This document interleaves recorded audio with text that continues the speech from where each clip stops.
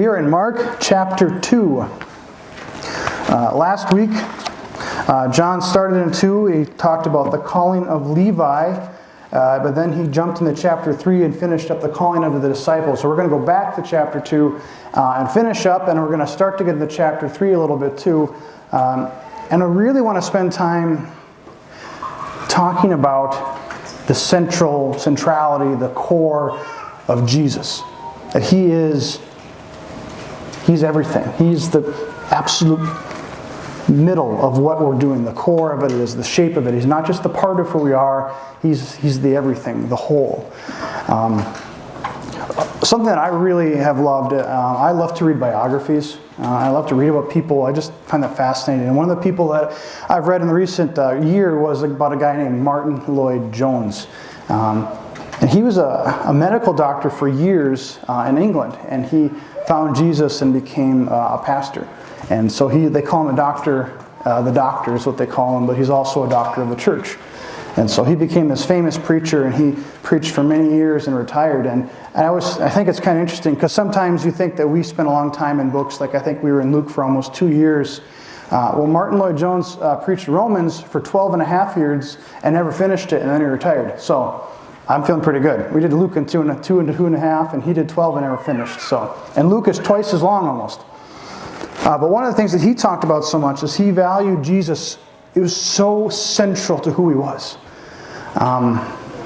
He was absolutely preaching and extolling who Jesus was. And we get to this point when he finds out that he's dying. And he's on his deathbed, and he knows who's going to do his funeral. So he's very close to the end. And he brings the guy in, and he's had a lifetime of preaching. He's written tons of books. He's a well-known preacher. And he brings the guy in who's going to do his funeral, and he says, I want you to know something. That when it comes down to it all, I am a sinner saved by grace and nothing else. Nothing else mattered to him except Jesus Christ. Nothing. And as he was leaving this world, he made comment that I want to enter into the glory. I want to go home to be with Jesus, the one who I love, the one who is everything to me. His life was transformed, wasn't it? Completely turned around. He was still the doctor, but he was the doctor of the church. And he used that, and some of his illustrations had medical illustrations in it too. But what a man, interesting man to read about. He just died not that long ago, just in the 70s. And so, interesting person here. But why we start that way is because I think in these passages where we're going to get it here, Jesus is really kind of hinting at, in the beginning of Mark, that the most important thing, the important thing that's all about this and what's going on is, it's pointing to me. It's pointing to Jesus. Not actually me, but Jesus. He's saying this is what it's about. It's not about the list. It's not about what we should or ought not to do. It's not about the things that we do, that we make list comes. It's about who is Jesus. And is he at the center of our heart? Is he at the center of our lives? And Jesus is going to hint at these things as we jump into Luke chapter 2. So let's go ahead and start reading in verse 18. We're going to read the chunk, and we're going to kind of go back and kind of go through it too. So if you want to follow along with me, I'm starting in verse 18. If you don't have a Bible, Hank has got back there. His arm's all warmed up. He's ready to get you a Bible. So just throw your hand up too. So Mark 2:18 says, Now John's disciples and the Pharisees were fasting. And people came and said to him, Why do John's disciples and the disciples of the Pharisees fast, but your disciples do not fast? And Jesus said to them, Can the wedding guest fast while the bridegroom is with them? As long as they have the bridegroom with them, they cannot fast. The day will come when the bridegroom is taken away from them, and then they will fast that day. No one sews a piece of unshrunk cloth on an old garment. If he does, the patch tears away from it, the new from the old, and a worse tear is made. And no one puts new wine into old wineskins. If he does, the wine will burst the skins, and the wine is destroyed, and so are the skins. But new wine is for fresh wineskins. Now, it kind of seems an odd piece, doesn't it? It seems like there's two things kind of pushed together that doesn't make sense, but they do. They really do. And it took me a while, but I really think it is. Well, let's go back to the beginning of this passage right away. So here we have a seemingly typical gospel story event that's going on where the Pharisees are trying to trick Jesus in some way.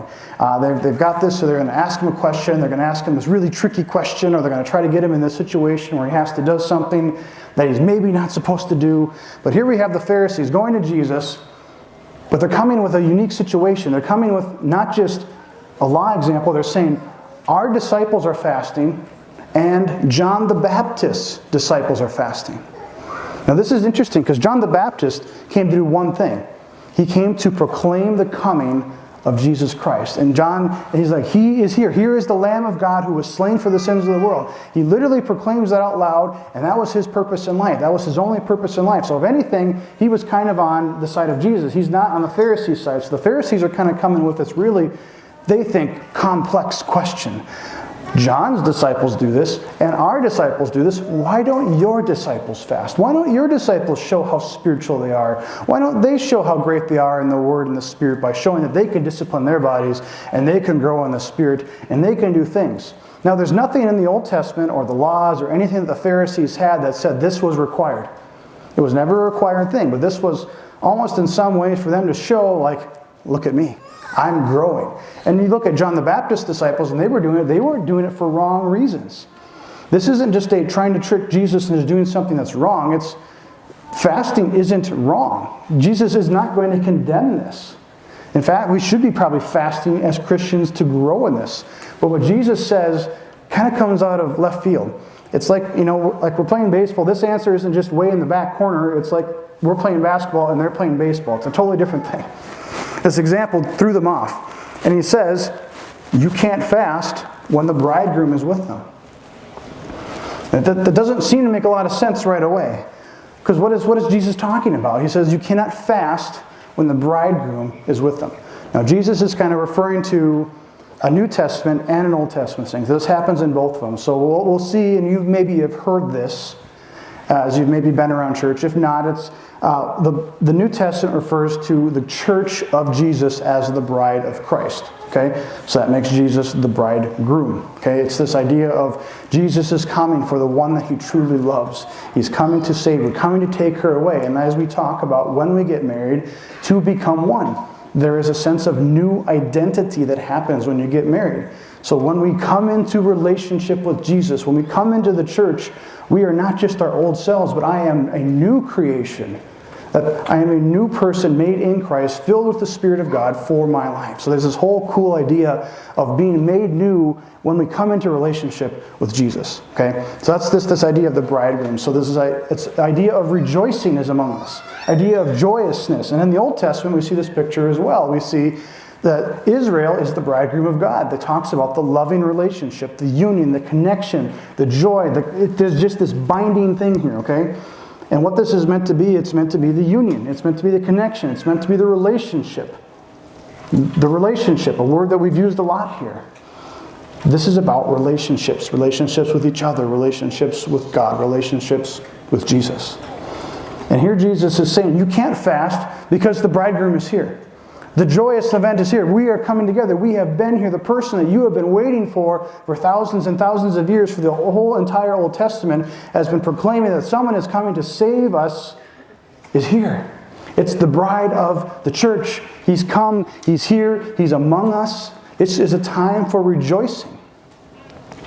How many of you guys, you don't have to raise your hands because I'm guessing I know the amount of hands. How many of you guys have been to a wedding and you're like, hey, I don't want to dance. I don't want to eat.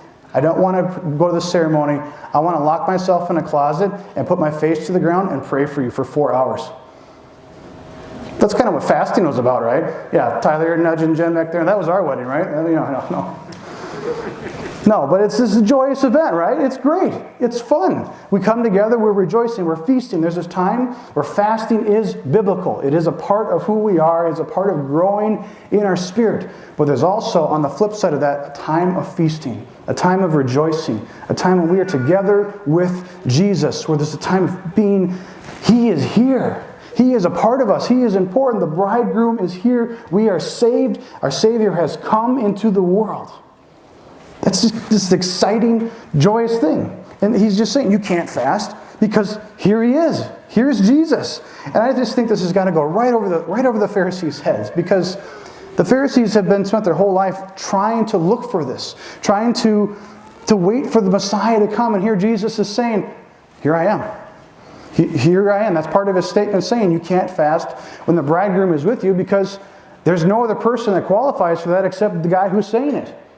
And they don't want to understand it, because when you do say that, they're thinking, well, he's saying he's God. Well, yeah, that's true. He is saying he's God. And part of that is just this amazing, two to come one. Here is Jesus. Here he comes.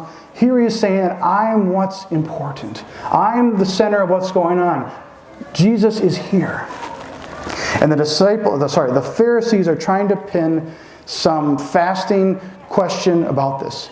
And as we keep digging on, we're going to see that the Pharisees are going to get more and more specific and precise as they try to trick, to nail, to catch Jesus in something that he's not supposed to be. The second part of this is that he goes on and saying the day will come when the bridegroom is taken away from them, and then they will fast that day. Here is Jesus saying, I do know what this world is about. I do know that I came to search and to save the lost. That I am God who came to earth to be a man, to live a life but yet be perfect, and yet still die an awful sinner's death, all because I love you. John Piper has said it so well, I think, when he talks about this idea. When we stand before the great judgment throne of Christ, and the judge goes, you are not guilty.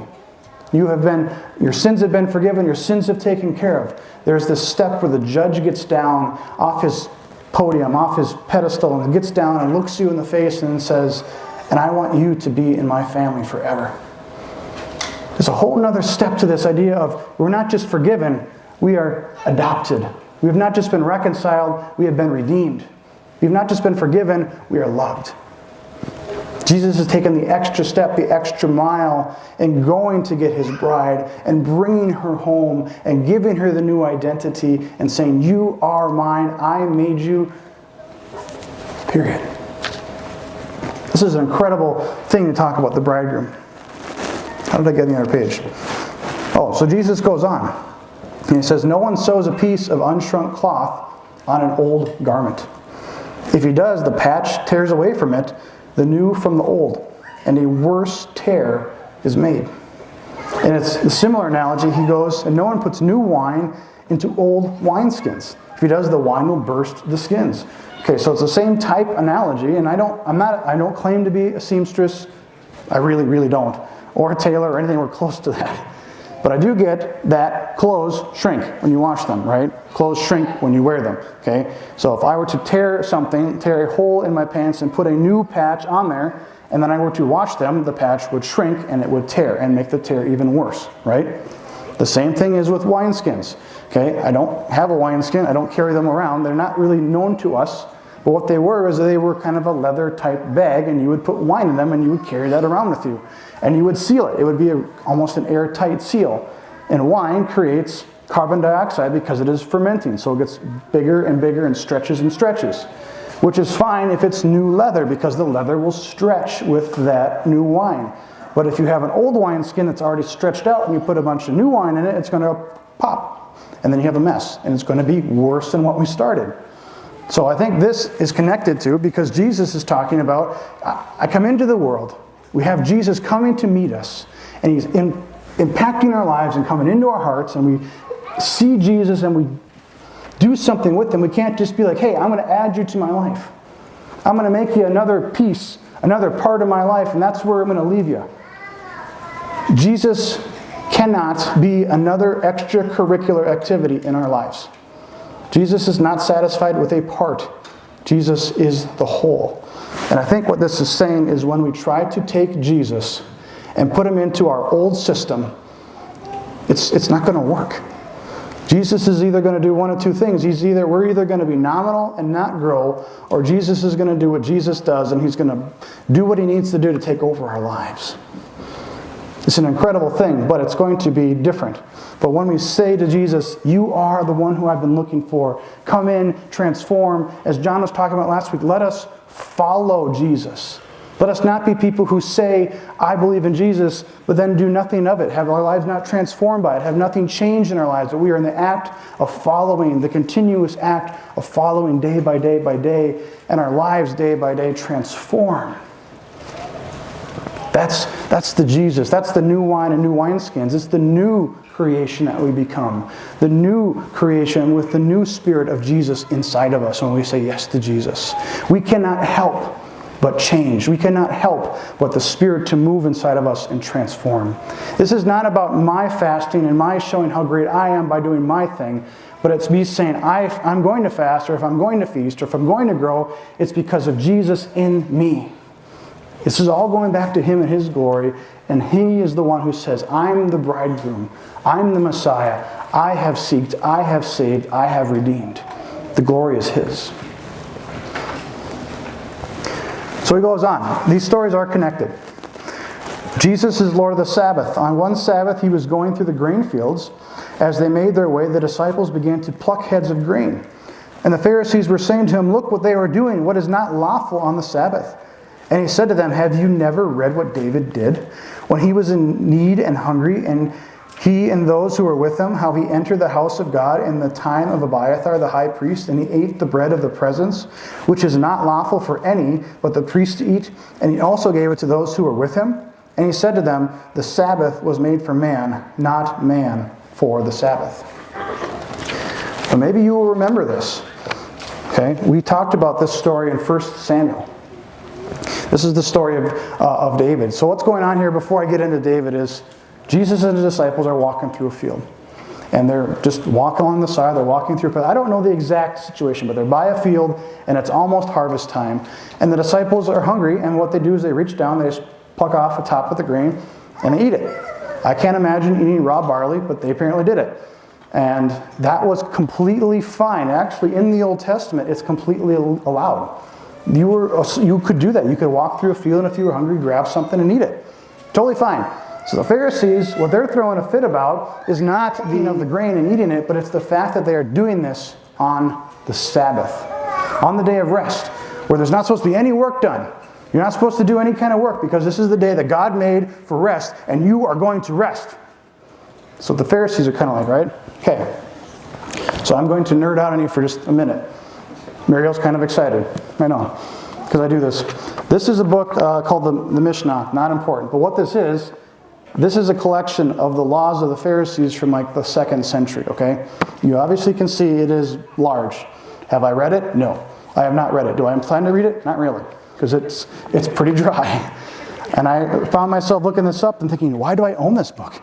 You know, why did I spend money? But there is a whole 2 chapters in here on what you cannot do on the Sabbath or you are sinning. And if you are sinning, you must go and make all the sacrifices.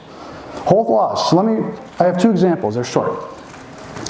If during one act of forgetfulness, a man wrote 2 letters instead of 1, you are sinning. So you cannot write 2 letters, you can write 1. If you forgot a piece of paper and you wrote it down on your hand, you are sinning. If you wrote a note, you are sinning. You see some of the absolute ridiculousness of this. There's the other one, he's asked to measure out the distance of his property, and that is the distance he is allowed to walk that day. If you take one more step than how long your property is, you are sinning. Because you are working on the Sabbath and you are disobeying the law of God. Now, obviously these are some ridiculous examples, and we don't do those specific things now, but something that we do as Christians is we become list-making Christians. We become Christians that make a list of things that we shouldn't do or we ought not to do. Or we make a list and say, I'm not doing this, and since I'm not doing that, I must be good because I'm not doing this that I said I wasn't going to do, so therefore, I'm being a good Christian. Now, I'm not saying we all do this on purpose, but I'm saying it's very easy, at least for me, to rationalize almost anything that I want to do if I think about it, because I try to think of, at least I'm not doing that, or at least I'm not doing this, or I haven't done that, or I've been really good, and therefore this is probably fine. That's very similar to what we're doing in here. It's just I say it differently. I do it differently. I say instead of taking 52 steps, and when I only was allowed 51, I say, well, I didn't really do anything wrong. I just did something that I probably shouldn't have done, but it's not directly wrong, but I'm just kind of in this gray area, so I'm probably fine. That doesn't seem to be the point at all, does it? When we think of it like that, it seems kind of like, why are we doing this? Or we make a list of things that I should do, and when I reach that list, therefore I must be a good Christian. But I think this comes back to this idea of Jesus is talking about. Here he goes, I love how he ends this. Jesus doesn't debate. I think this is really cool. Jesus doesn't debate. He just says what it is, and it is what it is. And so he ends this debate, and here's how this will end. He goes, the Son of Man is Lord even of the Sabbath. Period. Lord of the Sabbath. There wasn't even a question. The question was, how can your disciples do something wrong on the Sabbath? And Jesus gives them a correct answer in a correct way. And Jesus says, but all that is superseded by the fact that I am Lord of the Sabbath. Although we could also add that he is Lord of the Pharisees, and Lord of the disciples, and Lord of the earth, and Lord of everything. You think he has some authority here. He's Lord. And so here we have this example, and they're plucking this out. And so his example, he goes back to David.